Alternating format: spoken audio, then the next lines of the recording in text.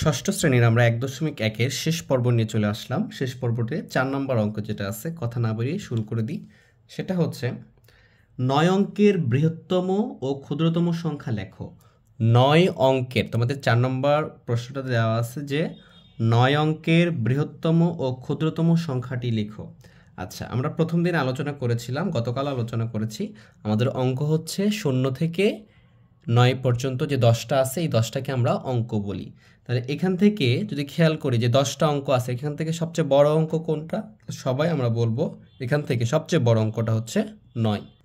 যদি বলি আমরা যে সবচেয়ে ক্ষুদ্রতম তাহলে কোনটা? তাহলে অবশ্যই হবে ০। তাহলে এখানে বলছে ৯ অঙ্কের বৃহত্তম ক্ষুদ্রতম। তাহলে আমরা লিখতে পারি যে আমরা জানি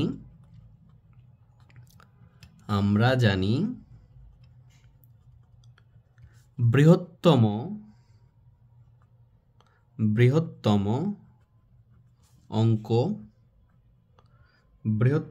অঙ্ক হলো, সংখ্যা বলতে পারি, কোনো সমস্যা নেই। হ্যাঁ, বৃহত্তম অঙ্ক হলো ৯। আচ্ছা, এখন যদি আমরা অঙ্কপাতন মানে কি, এগুলো যখন সাজাবো তখন সেটাকে আমরা অঙ্কপাতন বলি। তাহলে বলছে কি ৯ অঙ্কের বৃহত্তম, আচ্ছা বৃহত্তম অঙ্ক হলো ৯। তাহলে ৯ অঙ্কের বৃহত্তম কত হবে? তাহলে যেইখানে আমরা সাজাবো, যদি সহজ করে লিখো এটা লিখতে পারবা যে ৯ অঙ্কের বৃহত্তম সংখ্যা, ৯ অঙ্কের বৃহত্তম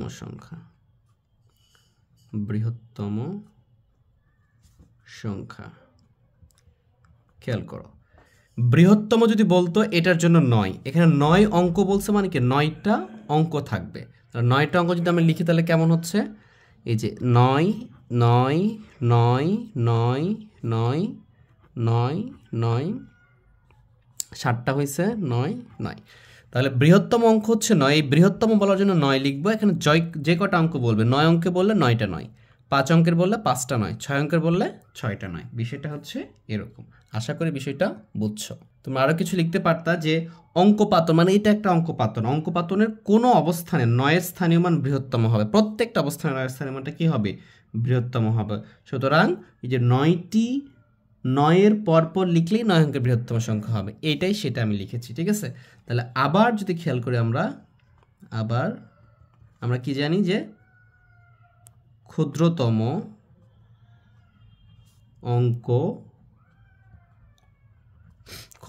অঙ্ক হচ্ছে, সবচেয়ে ক্ষুদ্রতম অঙ্ক হলো ০। ভালো করে খেয়াল করো। তাহলে কি এখানে ৯টা ০ বসিয়ে দিব? আচ্ছা, ৯টা যদি ০ বসিয়ে দিই তাহলে কি কোনো ভ্যালু ক্রিয়েট করবে? কোনো ভ্যালু ক্রিয়েট করে না। এই জন্য ৯টা ০ লিখলে কোনো সংখ্যা প্রকাশ করে না। যদি আমরা পরপর ৯টা ০ লিখি কোনো সংখ্যা প্রকাশ করে না। এই জন্য আমরা সর্ববামে একটা সার্থক ক্ষুদ্রতম অঙ্ক বসিয়ে দিব। সার্থক ক্ষুদ্রতম অঙ্ক হচ্ছে ১। আমরা জানি যে ০ থেকে ৯ পর্যন্ত এটা হচ্ছে কি অঙ্ক, এর মধ্যে ১ থেকে ৯ পর্যন্ত সার্থক অঙ্ক। এটা আমরা শিখে এসেছি। যদি পূর্বের ক্লাসগুলো করে না থাকো অবশ্যই ক্লাসগুলো করে পরবর্তী ক্লাসগুলো করতে হবে। তাহলে ওইখানে যদি দেখি সার্থক অঙ্ক ১ থেকে ৯ পর্যন্ত, সবচেয়ে ক্ষুদ্রতম সার্থক অঙ্ক হচ্ছে কত? ১। ওই ১টা আমরা সর্ববামে বসিয়ে সংখ্যাটা তৈরি করব। তাহলে ৯ অঙ্কের ক্ষুদ্রতম সংখ্যা হচ্ছে আমাদের এই যে ১টা বসাইতে হচ্ছে। কেন? কারণ এই যে ০টা সার্থক অঙ্ক নয়, এই জন্য সার্থক অঙ্ক যে ১ থেকে ৯ পর্যন্ত আছে আমাদের, ওইটার সবচেয়ে ক্ষুদ্রতম হচ্ছে কত? ১। এটা সর্ববামে বসাবো। এরপরে দেখো ৯টা অঙ্ক লাগবে, এখানে ১ বসিয়ে দিচ্ছি মানে কি একটা অঙ্ক হয়ে গেছে অলরেডি। তারপরে আমরা কি ক্ষুদ্রতম অঙ্ক হচ্ছে ০, এরপরে ৮টা ০ বসিয়ে দিব। ৪ ৫ ৬ ৭ ৮, এই যে ৮টা ০ যখন বসিয়ে দিলাম তখন এই ১ আর ৮টা ০ কয়টা হয়েছে? ৯টা অঙ্ক। তাহলে এটাই হচ্ছে আমাদের উত্তর। এটা একটা উত্তর, এটা একটা উত্তর। হ্যাঁ, দুইটাই আমাদের উত্তর, এটাও এটাও। আচ্ছা, এরপর আমরা ৫ নম্বরে চলে আসি। ৫ নম্বরে আমাদেরকে বলতেছে যে ৫ নম্বরে আমাদের ক এবং খতে এই যে অঙ্কগুলো দিয়ে রেখে বলতেছে যে একই অঙ্ক মাত্র একবার ব্যবহার করে ৭ অঙ্কের বৃহত্তম সংখ্যা ও ক্ষুদ্রতম সংখ্যা গঠন করো।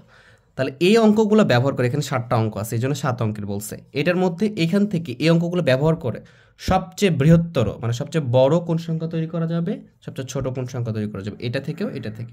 তাহলে আমরা ক নম্বরের সমাধানে চলে আসি। ক নম্বরের সমাধান, এই অঙ্কপাতনে বৃহত্তর সংখ্যাটা কিভাবে বানাবো আমরা? আমাদের বাম দিকে বড় স্থানীয় মান থাকে, এই জন্য আমরা বড় অঙ্কগুলো বাম দিকে বসিয়ে দিলে আমরা কি পাবো, এটা এই অঙ্কের বৃহত্তর সংখ্যাটা পাবো। হ্যাঁ, মানে বড় থেকে ছোট ক্রমে যদি এখান থেকে তুমি সাজাও তাহলে এখান থেকে বৃহত্তম সংখ্যাটি পাওয়া যাবে। তাহলে ক নম্বরে যদি খেয়াল করি, এটা বৃহত্তম সংখ্যা কীভাবে পাবো আমরা, আমাকে বলছেন বৃহত্তম এবং ক্ষুদ্রতম 7 অঙ্কে, যেহেতু 7টা অঙ্ক আছে আমরা সবগুলোই ব্যবহার করব বৃহত্তম সংখ্যা। তাহলে এখান থেকে বৃহত্তম সংখ্যা কীভাবে পাবো ভালো করে খেয়াল করতে হবে তোমাদেরকে এটা। তাহলে এইখানে দেখো এই যে 4, 5, 1, 2, 8, 9, 3 এর মধ্যে সবচেয়ে বৃহত্তর অঙ্ক কোনটা, 9। তাহলে আমি সেটা সবার আগে লিখব 9। এরপর 9 যখন লিখে ফেলছো 9 কিন্তু তখন বাদ। দেখো 9 ছাড়া বাকি কোনগুলো এখানকার মধ্যে সবচেয়ে বৃহত্তর, দেখো 9 ছাড়া এরপরে দেখতেছি 8 বৃহত্তর, তাহলে 9 এর পরে 8 লিখতে হবে। এরপর 9, 8 লিখছো, তাহলে 9, 8 দুটোই বাদ। তাহলে এই দুটো বাদ দিলে এর মধ্যে সবচেয়ে বৃহত্তর কোনটা, 5। তারপরে 5 বাদ দেবে তো 4, এইভাবে, ঠিক আছে। তাহলে আমি কি 5 লিখবো, তারপরে 4 লিখবো, এরপরে দেখো 3 লিখলাম, এরপরে 2, এরপরে 1। মানে বড় থেকে ছোট ক্রমে অঙ্কপাতন করলে, মানে অঙ্কগুলো সাজালেই, যেটাকে আমরা অঙ্কপাতন বলি, বড় থেকে ছোট ক্রমে অঙ্কপাতন করলেই বৃহত্তম সংখ্যাটি পাওয়া যায়। দেখো বড় থেকে ছোট আমরা কি করছি, ক্রম অনুযায়ী অঙ্কপাতন করছি, তাহলে বৃহত্তর সংখ্যাটি পেয়ে গেছি। মানে সবচেয়ে বড়টা সবচেয়ে বড় স্থানীয় মানে বসিয়ে দেবো এখানে, এটা সবচেয়ে ছোট স্থানীয় মান, এদিকে যত আসবে সবচেয়ে বড় স্থানীয় মানগুলো আস্তে আস্তে পাবো। এবার যদি ক্ষুদ্রতম সংখ্যা নির্ণয় করি, আমাকে তো ক্ষুদ্রতম সংখ্যাও নির্ণয় করতে বলছে, ক্ষুদ্রতম সংখ্যা। তাহলে ক্ষুদ্রতম সংখ্যা হবে আমাদের, দেখো এই যে ক্ষুদ্রতম সংখ্যা, তার মানে কি এটার উল্টাটা করব, সবচেয়ে ছোটটা আগে লিখব। সবচেয়ে ছোটটা কি করব আমরা আগে লিখব, মানে ছোট থেকে বড় ক্রম অনুসারে লিখবো। তাহলে এটা সবচেয়ে ছোট লিখলাম, তার চেয়ে একটু বড় মানে এটার চেয়ে একটু বড়, অন্যান্যগুলোর চেয়ে কি হবে, ছোট হবে। তাহলে কি হবে 2, মানে এটার উল্টা। এরপরে কি হবে 3, 4, 5, 8, 9। এখানে কত হয়েছে, এখানে হয়েছে 98,54,321, আর এখানে হয়েছে 12,34,000। এইটাই সবচেয়ে ছোট সংখ্যা তৈরি করা যাবে, এবং 7 অঙ্কের এটা বৃহত্তম হবে এবং এটা 7 অঙ্কের ক্ষুদ্রতম হবে। এই দুটোই আমার হচ্ছে কি ক নম্বর প্রশ্নের অ্যান্সার। এবারে আমরা খ নম্বরটা করব। খ নম্বরটাও একই, আমরা যদি একই প্রসেসটা অ্যাপ্লাই করব, এখানেও বৃহত্তম সংখ্যা বের করি, যেটা আগে বলবে সেটা আগে করবা, তাহলে একটু সিকোয়েন্সটা বজায় থাকবে। বৃহত্তম সংখ্যা, আচ্ছা বৃহত্তম সংখ্যা যদি এখানে দেখি, তাহলে এখানে কি আছে, সবচেয়ে প্রথমে 9, 9 তো সবচেয়ে বড় অঙ্ক, এই জন্য 9টা আমি লিখবো আগে। তারপরে দেখতেছি 8, তাহলে 8 লিখবো, তারপরে 7 আছে, এই যে 7 লিখবো, 9, 8, 7 লিখে ফেলছি। এরপর এগুলোর মধ্যে এই 4টার মধ্যে বড় হচ্ছে 5, তাহলে 5 লিখবো, তারপরে 4 লিখবো, 3 লিখবো, 0 লিখবো। তাহলে মানে বড় থেকে ছোট ক্রমে লিখলেই বৃহত্তম সংখ্যা পাবো, আর ছোট ক্রম থেকে বড় ক্রমে অঙ্কপাতনগুলো করলে ক্ষুদ্রতম সংখ্যাটা আমরা পেয়ে যাব। তাহলে ক্ষুদ্রতম সংখ্যা, ক্ষুদ্রতম সংখ্যাটা হবে এই যে দেখো, এইখানে একটা জিনিস খেয়াল করতে হবে, সবচেয়ে ছোট 0, কিন্তু 0 তো সার্থক অঙ্ক নয়, এই জন্য এটা লেখা যাবে না। এই জন্য 0 ছাড়া সবচেয়ে ছোট কোনটা, 3, এইটা সর্ববামে লিখে তারপরে 0, তারপরে সিকোয়েন্সটা ঠিক থাকবে। তারপরে কি 4, তারপরে কি 5, মানে ছোট থেকে বড়র দিকে যাব আমরা। হ্যাঁ, 7, 8, 9, মানে এটার উল্টা, কিন্তু 0টা আগে লেখা যাবে না। 0টা আগে লিখলে ওটা কি, 0টা তখন আমরা কোনো ভ্যালুই ক্রিয়েট করবে, তখন 6টা অঙ্ক হয়ে যাবে, তখন আর 7 অঙ্কের ক্ষুদ্রতম সংখ্যা হবে না। আশা করি বিষয়টা তোমরা বুঝতে পারছো। এরপর আমাদের 6 নম্বরে বলতেছে যে 7 অঙ্ক বিশিষ্ট কোনো বৃহত্তম ক্ষুদ্রতম সংখ্যার প্রথমে 7 এবং শেষে 6 আছে। ভালো করে খেয়াল করতে হবে, আমাকে একটা সংখ্যা গঠন করতে হবে, সেটা 7 অঙ্ক বিশিষ্ট হতে হবে, 7 অঙ্ক বিশিষ্ট, এবং ওইটা বৃহত্তর এবং ক্ষুদ্রতম দুইটাই সংখ্যা হবে, কিন্তু শর্ত হচ্ছে ওটার প্রথমে সবসময় 7 আর 6 থাকবে। কথা বুঝতে পারছো? এই বিষয়টা খেয়াল রাখলেই হবে। তাহলে আমরা এটার অ্যান্সারটা কীভাবে লিখতে পারি, দেখো আমরা জানি বৃহত্তম অঙ্ক হলো 9, 7 অঙ্ক বিশিষ্ট বৃহত্তম অঙ্কটি হবে, তাহলে দেখো প্রথমে কি বলতেছে, তারা প্রথমে বলতেছে যে 7 অঙ্ক বিশিষ্ট সংখ্যা গঠন করতে হবে। ঠিক আছে, বৃহত্তম যখন বলবে তখন কি 9, 9 থাকবে, 7টা 9 লিখে ফেলতাম, কিন্তু এখানে বলছে প্রথমে 7 থাকবে, শেষে 6 থাকবে, মাঝখানে বৃহত্তম বানানোর জন্য তাহলে কি বসাবো, 9 বসাই দিব আমরা। কয়টা 9 বসাবো, এই 7টা অঙ্ক বানাইতে 5টা 9 লাগে, 5টা 9 বসিয়ে দিব। বুঝতে পারছো? দেখো প্রথমে 7 এবং শেষে 6 থাকা লাগবে, এবং বৃহত্তম বলছে, তো আমরা বৃহত্তমের জন্য আমরা কোন জানি, আমরা জানি বৃহত্তম অঙ্ক হচ্ছে 9, 9 বসাইতে হবে। এই জন্য 7টা অঙ্ক মিলানোর জন্য 5টা 9 বসিয়েছি। তাহলে 7, 5টা 9, 6, দেখো তাহলে এখানে কয়টা অঙ্ক হয়েছে, 7টা অঙ্ক হয়েছে, এবং এটা সবচেয়ে বৃহত্তম হয়েছে কখন, যখন প্রথমে 7 থাকবে, শেষে 6 থাকবে। এইবারে বলতেছে যে ক্ষুদ্রতম, তাহলে ক্ষুদ্রতম শেষে কি, প্রথমে 7 এবং শেষে কি থাকবে, 6 থাকবে। তাহলে ক্ষুদ্রতম জন্য আমরা জানি সবচেয়ে ক্ষুদ্রতম অঙ্কটি হচ্ছে 0। সবচেয়ে ক্ষুদ্রতম অঙ্ক কি 0, যেহেতু প্রথমে আসে যেন আমরা 0 ব্যবহার করতে পারবো। এই তো 5টা 0 বসিয়ে দিলাম, তাহলে 7 অঙ্কের সবচেয়ে ক্ষুদ্রতম সংখ্যাটা তৈরি হয়ে গেল। এইভাবে আমরা খুব সহজে করতে পারবো। আশা করি বিষয়টা তোমরা বুঝছো। লিখবা যদি কিন্তু প্রথমে এভাবে তোমরা লিখতে পারো, যেভাবে আমি বললাম তোমাদের যে 7 অঙ্ক বিশিষ্ট বৃহত্তম অঙ্কটি হবে 7, তার পরপর 9 এবং শেষে 6 বসিয়ে আমরা বৃহত্তম সংখ্যা গঠন করব। সেমভাবে 7 অঙ্ক বিশিষ্ট ক্ষুদ্রতম সংখ্যা হবে প্রথমে 7, তারপর 0 0 বসিয়ে শেষে 6 লিখে 7টা অঙ্ক পূরণ করব। কেন? কারণ অঙ্কে বলছে প্রথমে 7 এবং শেষে 6 থাকবে। এরকম যদি থাকে সেখানে 7 অঙ্ক বিশিষ্ট একটা দুইটা সংখ্যা তৈরি করতে হবে, যেটা একটা ক্ষুদ্রতম বৃহত্তম হবে, একটা ক্ষুদ্রতম হবে। এইটা ছিল আমার প্রশ্নের আলোকে আমাদের অ্যান্সারটা কমপ্লিট। তোমরা লিখতে পারো যে প্রথমে 7 এবং শেষে 6 বিশিষ্ট 7 অঙ্কের ক্ষুদ্রতম সংখ্যা। হ্যাঁ, আমি লিখে দিচ্ছি যে প্রথমে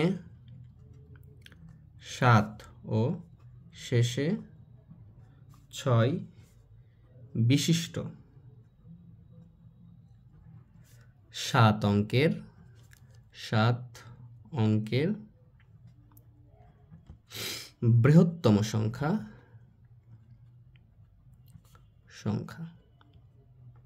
তাহলে প্রথমে 7 বসিয়ে দাও, এরপরে 9, 5টা 9 শেষে যে 6, এটা হয়ে যাবে। ঠিক আছে, এটা লিখতে হবে তোমাদের। আবার কি লিখবা? প্রথমে 7 ও শেষে 6 বিশিষ্ট 7 অঙ্কের ক্ষুদ্রতম সংখ্যা। বুঝতে পারছো? ক্ষুদ্রতম সংখ্যা। তাহলে এখানে কি 7 0 0 0 0, দেখো 5টা হয়েছে, আর একটা 0 বসলাম, তাহলে 6টা হলো, এই যে শেষে তো 6 বসবে, 60 অঙ্ক হয়ে গেল। ঠিক আছে, তাহলে এইভাবে আমরা এগুলো মানে অঙ্কর অ্যান্সারগুলো করতে পারবো।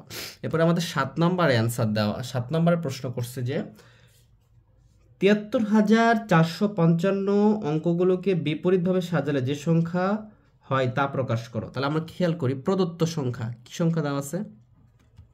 খুবই সহজ এটা। হ্যাঁ, প্রদত্ত সংখ্যা হচ্ছে 73,455। প্রদত্ত সংখ্যা 73,455। এটাকে বলছে বিপরীত ক্রমে সাজালে। তাহলে আমি যদি এখানে খেয়াল করি যে বিপরীত ক্রমে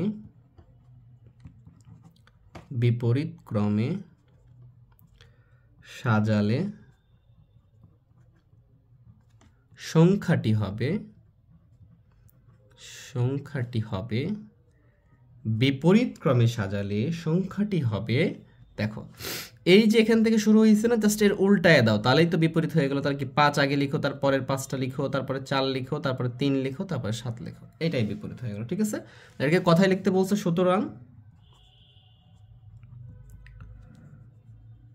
কথাই হবে দেখো একক, দশক, শতক, হাজার, অযুত। তার মানে কি এখানে 55,000, তাহলে আমি লিখে ফেলবো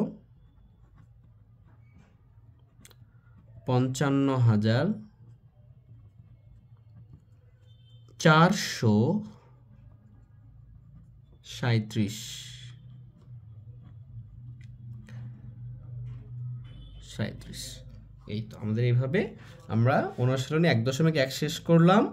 এরপরে তোমরা জানাও আমাকে আমার ক্লাসগুলো কেমন লাগতেছে তোমাদের।